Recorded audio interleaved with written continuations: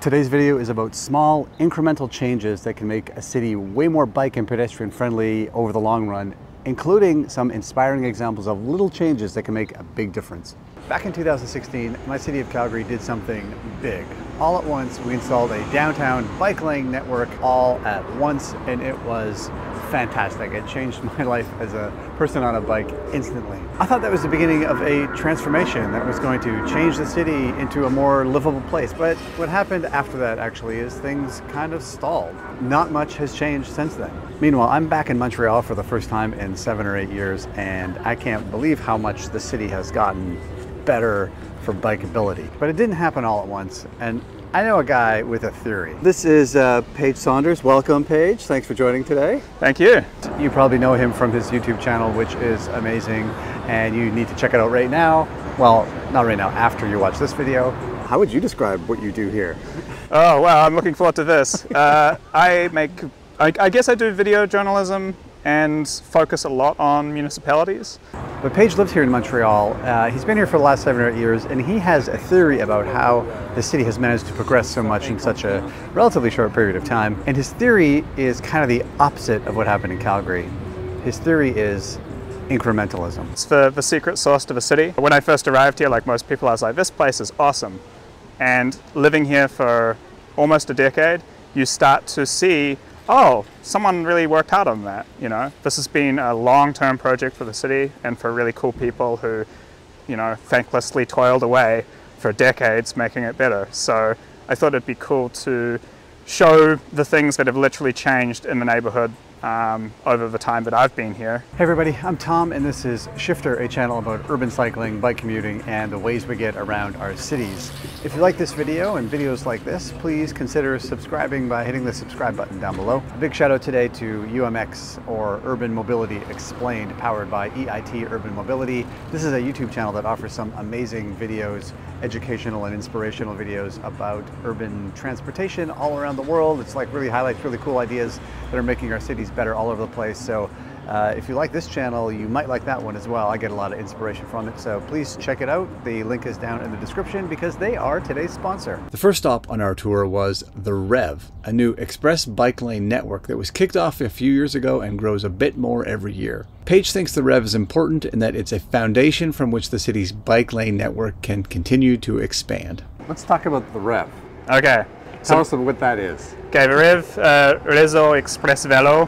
It's an express network. Yeah, basically. It's like a bike highway. People really love this thing. I'm a little different in that I just kind of go like, oh, cool, another bike lane, you know, because there's so much other stuff going on. But no doubt, for a lot of people, this was a huge project for the town. It kind of allows you to do highway driving on a bike. You can just kind of zone out and just go for like 30 minutes. Right. Because you can trust that the infrastructure will always be there. Yeah, and it's really wide in a lot of places. It's one direction.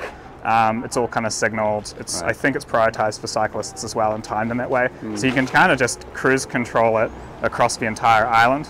It was like the Rev is like the backbone, right? You need an initial thing that's big enough of a deal for people to get excited and be like, yeah, I'm going to take that. But once you've built that and it's got traffic, what seems to happen is traffic kind of dumps out one end. And it creates this obvious need for more of the bike lane. Right. So that's what you got going on with the Rev. It's been announced that 200 kilometers of additional Rev are going to be built out to the West Island over the next 3 years. So it's basically becoming this kind of Montreal-wide highway for bikes that you can jump on if you're wanting to really get long distance. You know? The next bike lane Paige showed off is a shiny new lane just off the Rev that is an example of how the infrastructure has evolved. From painted bike lanes up to bidirectional lanes to something even better on this street. What's going on here? What's this? So this was finished this year, Avenue de Pin.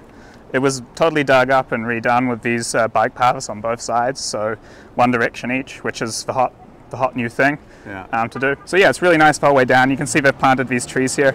This street's going to be beautiful in 10 years time. So yeah. As the trees grow. And as the trees grow and stuff. It's a really nice street now. The next stop was a bit different. Paige's point here is how the conversation around bike lanes in Montreal has incrementally changed over the years to the point where a quick bike lane installation that replaces car parking does not really blow up into the massive civic controversy like it does in many other cities. This bike lane behind me, it's kind of interesting. I think it's a pandemic special.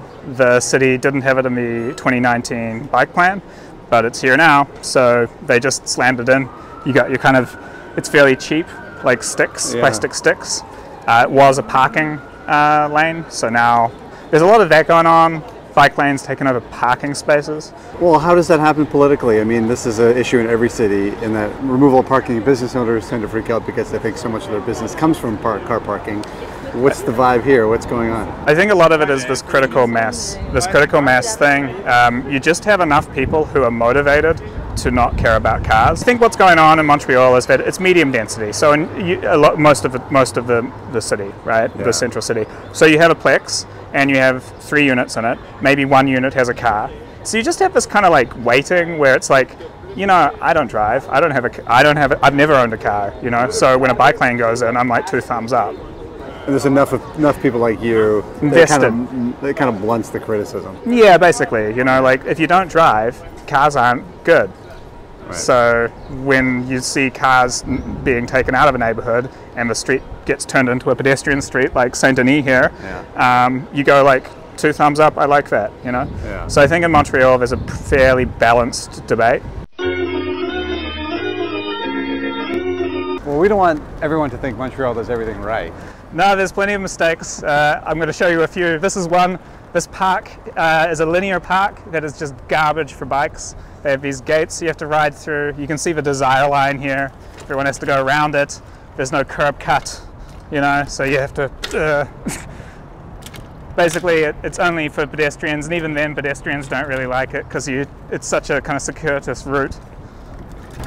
And it's a connection. Yeah, it's annoying because both sides of the park are 2 major bike lanes. And lots of people would like to jump over to the next one so they can, if they live on this side or that side, and you just go down the road.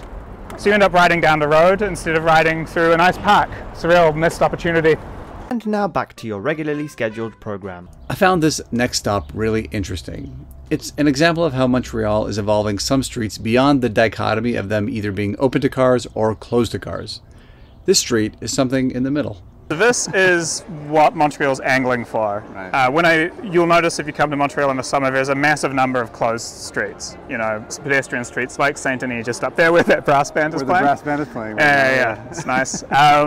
So when I first, a few years ago, I asked someone, I'm like, when are we just going to keep them closed? Everyone loves them. Even in winter, it'd be nice to have them. And they said, that's not really the way things are going with the city. What they want to do is something like this. Yeah. Now it is this kind of 1-lane road with this kind of cobblestone.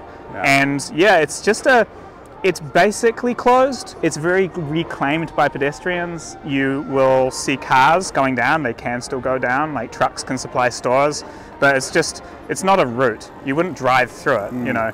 The only people that are going to be on that are going to be like taxis dropping off people to a theater or something like that, or people who have to drive. There's no parking. There's literally no parking on these streets. And it doesn't feel like a regular road. Like, no. We're standing here in the road. Yeah. We're not going to get run over. I get the feeling that if you're in a car, you'd be like, am I supposed to be here? Right. Like just asking that question, and I think the answer to that is no. It's not. You're supposed to be here if you have a good reason for it. Yeah. We're back on a different section of the Rev, and here you can see how bike lanes have evolved beyond just a tiny little space in the gutter to something that makes much different use of the entire street space. Right, so this is another section of the Rev. Yeah. And this is wide. Yeah, this is where, for me, the Rev really clicks, is when it's fat. Fat Rev is my favorite Rev. Fat Rev is the best Rev.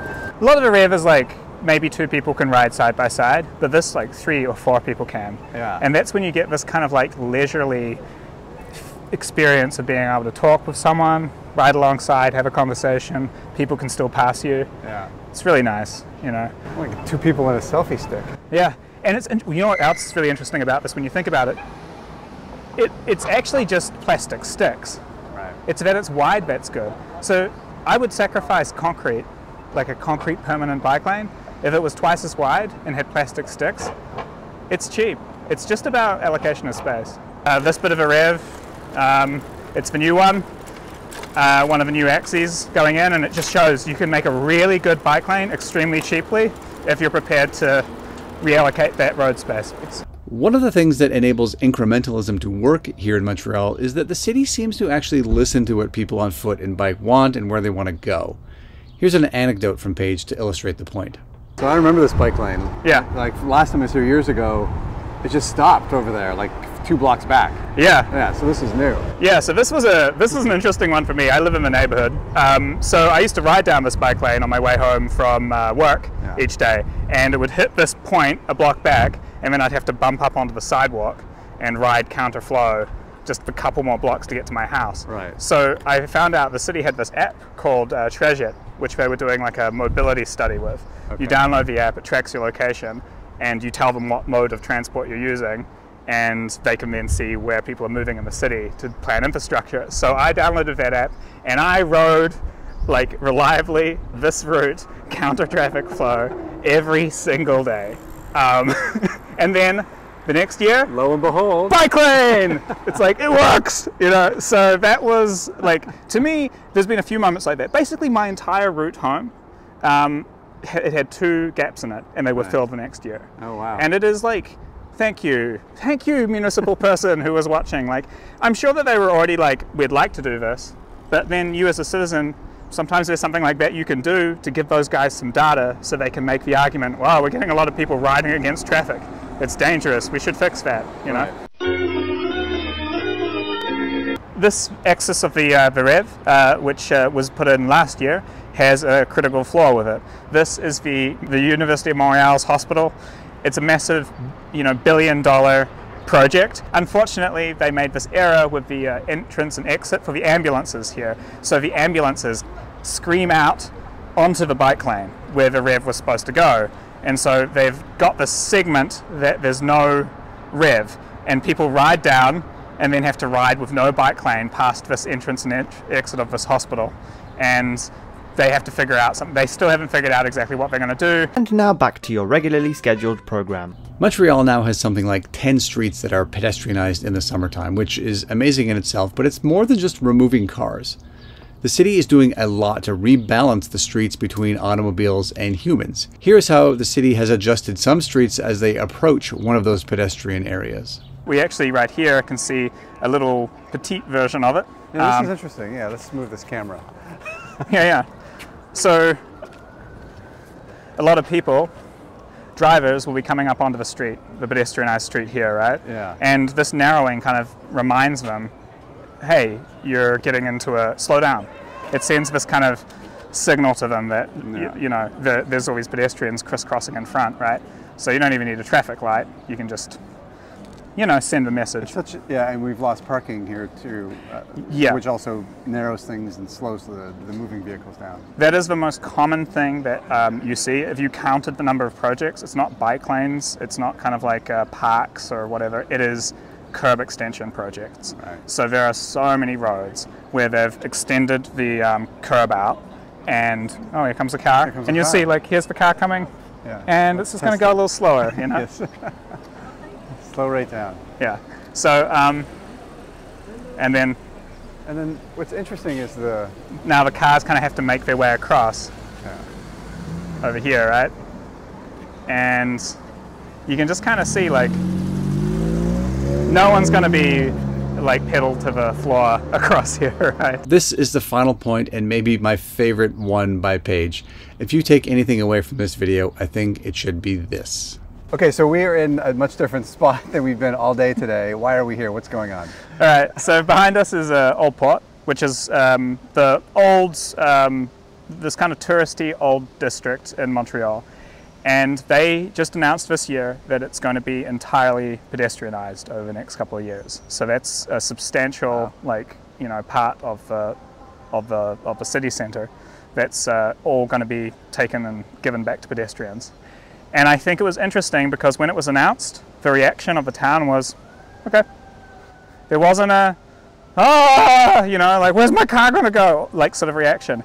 And I think it's the result of decades of people trying out the things we've seen today, right? Bike lanes, pedestrian streets, narrowing roads, widening footpaths, just all of this work that kind of makes a person who 20 years ago in the Cadillac would have been horrified at the idea of you doing something like this okay with it happening. And it's just like, it's really just, this is how stuff gets done, you know. We live in democracies, we have to win over people, you know, and I think it's a great achievement that Montreal's made in having that kind of steady incremental plan and finishing it off with being the first city in North America to have a siren in the back of a video. Very first.